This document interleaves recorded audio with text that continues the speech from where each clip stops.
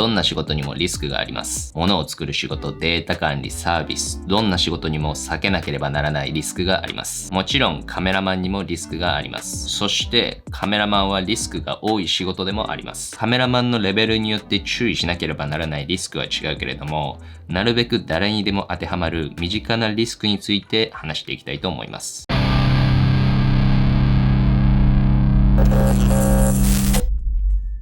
こんにちは、かきです。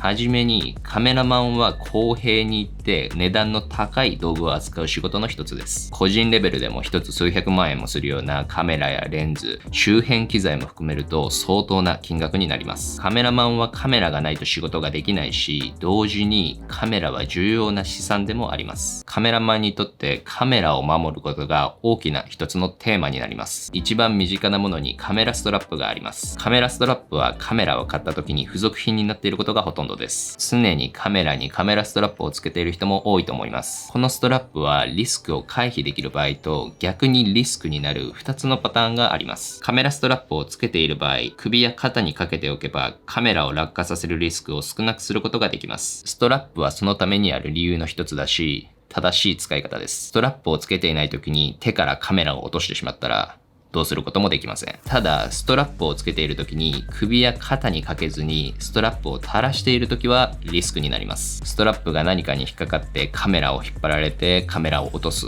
なんていう原因になります。これは実際目の前でその現場を見たことがあります。観光地によってはリスクになることがあります。カメラを手に持ったままストラップを垂らしていると、人から物を取ろうとしている人に対して私は高級品を持っています。取りやすいように持ち手をつけておきます。どうぞ盗んでください。と主張しているようなものです。ネガティブなことはあまり言いたくないけれども、事実としてカメラは盗みのターゲットとしてとてもポピュラーです。ストラップをつけているなら首や肩にかけておく、あるいは腕や手首に巻きつけておくのがいい選択だと思います。カメラを三脚に固定しているときはメリットとデメリットが同時に存在します。カメラを三脚に固定していてもストラップに手を引っ掛けてしまうだけでカメラは簡単に動いてしまいます。一度決めた画角とアングルを絶対に変えたくない撮影では最悪の行為です。三脚の上でカメラを落とした場合、ストラップに助けられることもあります。地面に落ちるよりはダメージを少なくすることができるので、これはメリットになります。ストラップがついているカメラを三脚に固定する場合は、ストラップを適切に処理していれば、リスクを抑えてメリットを最大化することができます。ストラップをまとめておく。あるいは固定するようにします。どこにでもあるようなクリップでもその役割には十分です。たったこれだけの数秒でできる一工夫でリスクを少なくすることができるのであれば、やらない理由はないと思います。付属品のストラップは簡単に着脱できないものがほとんどです。ストラップは簡単に着脱できるものをお勧めします。とても簡単で値段が高すぎるということはないので買っておくといいと思います。カメラを三脚に固定する場合はストラップを外して、カメラを手に持つ場合はストラップをつけるっていう選択ができるようになります。自分のニーズに合わせてストラップを選ぶといいと思います。ちなみに僕は常にストラップをつけていません。これからも基本的にストラップをつけることはないと思います。レンズの脱着の時にも機材にダメージを与えるリスクがあります。レンズの脱着は慎重にやらなければならないし、支えてくれるものがないのでとても不安定な作業です。カメラやレンズを落とす可能性があるし、これも実際にこの目で見たことがあります。特にシャッターチャンスを逃さないように慌てていたり、撮影中の緊張と興奮で冷静ではない時にこのリスクが発生します。モデルの撮影中にレンズを落として、その場の全員が凍りついて、その場には痛くないですね。落とす距離が高ければ機材へのダメージも比例して大きくなります。これはこの世の法則で誰でも理解していると思います。地面あるいは落ちる場所からなるべく近い場所でレンズの交換をします。デスクがあると理想です。立ったままあるいは座ることで体が安定した状態でレンズの交換をすることができます。ただこれはあくまで理想です。カメラケースやカメラバッグの上でレンズの交換をすることがいい選択肢だと思います。撮影する場所にデスクのようなものをいつでも用意できるわけではありません。でもケースやバッグなら自分の近くに置いておくことができると思います。ケースやバッグは緩衝材が多く使われているので、もし落としてしまってもダメージが比較的少なくなることが予測できます。手に持っているカメラとレンズ以外はケースやリュックに常に収納しておくことをお勧めします。そうすればレンズを交換するときに自動的にケースやバッグを開くことになります。撮影中は撮ることに夢中になってしまって機材を置くところまで注意が回ってないことがあります。機材を安安全ではない場所に出していたら、機材にダメージを与える可能性が大きくなります。レンズの交換をするときは、一旦冷静になること、そしてケースやバッグに収納する癖をつけることで、このリスクは少なくすることができます。もしあなたがアシスタントや第二カメラマンとして働く場合は、必ずこれを実践するべきです。メインカメラマンにレンズの交換をお願いされたら、本当は自分が責任持ってやってほしいけど、アシスタントは確実に迅速に、そして安全にレンズの交換をすることが第一に求められます。アシスタントとして動いているなら、この方法に集中することができます。これをやらない理由はないと思います。メインのカメラマンは撮影に集中してより良い写真を撮ることができるし、アシスタントとしても信頼してくれると思います。カメラマンは体を動かす仕事と言っていいと思います。僕がカメラが好きな理由の一つです。被写体を追いかけたり、写真の良い構造を見つけるためには実際に体を動かす必要があります。でも人間は基本的に2つのことを同時にやることはできません。ファインダーとモニターに夢中になりすぎて周りの状況が確認できていないと事故が起こる可能性があります。これは痛そうだな。これはカメラマンだけではなくて一般の人にも言えることだと思います。スマートフォンで自撮りをしようとして画面に夢中になったまま動いて事故を起こしたというのはニュースでも聞いたことがある人は多いと思います。カメラマンの場合、フ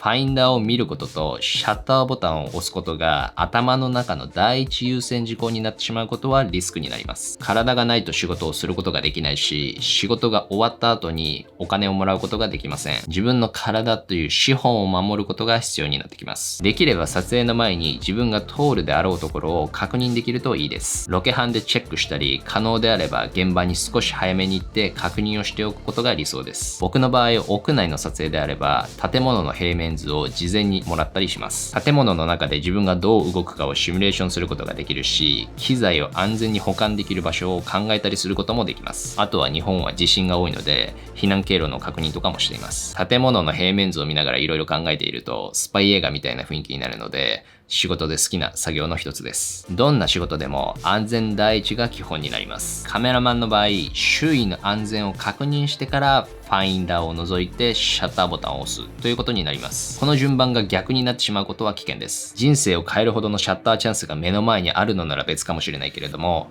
まずは周囲の状況を確認して安全を確保することがカメラマンとして仕事をする上で重要になります。移動の時もリスクがあると言えます。カメラマンにとって移動は大変な作業の一つです。機材と体どちらにもリスクが発生する可能性があるので注意する必要があります。特にこれは移動に電車を使わなければならない時です。冷静になって考えてみると、数百万円もする機材を持ったまま人の多い場所に入っていったり、駅のホームを歩いたり、階段の上り下りをするのは危険です。特に日本は満員電車っていう文化があるので、電車で機材の運搬や移動をするにはリスクが大きいと考えることができます。でも、電車を使わなければならないことがあるのも事実です。僕の場合であれば、電車が混雑する通勤時間帯は避けています。これをするとバカみたいに早い時間帯の電車を使うことになったりするんだけれども、リスクを抑えるためにこの選択をしています。時間帯の早い電車に乗れば、現場に入る前に一休みすることもできます。あとはさっきも言った現場の事前確認をできる場合もあります。移動で電車を使わなければならないときは、時間通りの電車に乗れるか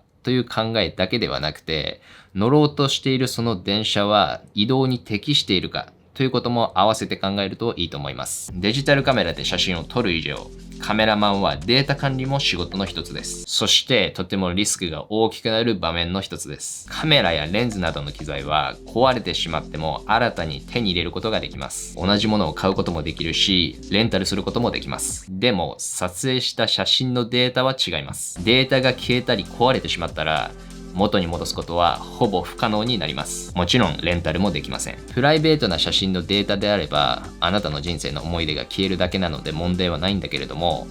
仕事の場合では致命的なミスになります。撮影の段階では信頼性のあるメモリーカードを使うことがいい選択肢です。そして2枚のメモリーカードに同時に記録できるカメラを使うこともいい選択です。メモリーカードは永遠に使えるっていうことはなくて、いつか壊れてしまいます。2枚のメモリーカードに記録しておけば、どちらか片方が突然壊れてしまってもデータは守ることができます。テザー撮影をする場合なら信頼性のあるコードを使いましょう。テザー撮影の場合でもカメラ本体のメモリーカードとコードにつないでいる PC に同時にデータを保存することができます。またはその機能があるカメラを使うことです。撮影が終わったら必ずバックアップを取ります。メモリーカードは非常に不安定だし、こんなプラスチックの破片はすぐどっかに消えてしまいます。バックアップをするときも周りの状況を確認します。パソコンが安全な状態で使えるか、コードが抜けてしまう可能性はないか、安全を確保してから作業をします。特に撮影の直後は緊張と興奮で冷静ではないことが多いです。バックアップをするために安全な場所を確保して、そして一旦冷静になってから作業するといい結果になると思います。直接見たわけではないんだけれども、動いている車の中でバックアップを取ろうとしてデータがっていうのは聞いたことがあります。カフェでパソコンを開いて作業をしている人をよく目にするんだけれども、個人的には危険だと思います。飲み物をこぼしたらアウトです。他人に画面を見られてデータが漏洩する可能性もあります。自分は安全だと思っていても、周りで人が動いている限り危険な場所であるということは変わりないです。カフェでパソコンを開いて何をしているかはわからないけれども、データを扱う仕事であれば最悪の選択肢です。僕はできるだけカメラやパソコンの機材の近くでは飲み物などの液体は近づけないようにしています。機材の近くで飲み物を飲みたい場合は、こういうペットボトルとか、もしくは蓋のできるボトルを使っています。倒してしまってもこぼれる心配はないし、真空のボトルであれば、飲み物が冷たくても結露することはありません。僕の心がけていることの一つです。カメラマンにとってデータは命の次に大切な存在になってきます。撮影した写真のデータでお金をもらうし、自分の資産になります。データを消したり壊してしまうのは、必ず避けたいことです。このリスクを回避するためにデータに関わることはお金と時間を投資した方がいいと思います。身近に起こるであろうリスクを紹介しました。少し考えればわかることだし、言われればすぐに理解できると思います。でも頭には入っているけれども実際にやるのは難しいです。歩きスマホが危ないとは理解しているけれども、やってしまうのと同じです。対策をした上でミスをしてしまうのは仕方のないことです。でも対策できたはずなのにミスをしてしまうのは全てルーキーエラーです。危険だと分かっていてもやってしまうのは人間であれば仕方ないことだし、人間っぽい行動だと思います。逆に言えば人間であることの証明になるので安心してください。発生する可能性があるリスクを事前に予測して、それを回避できるような行動をしていくことがカメラマンとして、そして一人の仕事をする人間として大切です。他にも身近に起こるであろうリスクがあればコメントしてみんなに共有してください。この動画がいいと思ったらいいねお願いします。そしてチャンネル登録もお願いします。ではまた次の動画で会いましょう。バイバイ。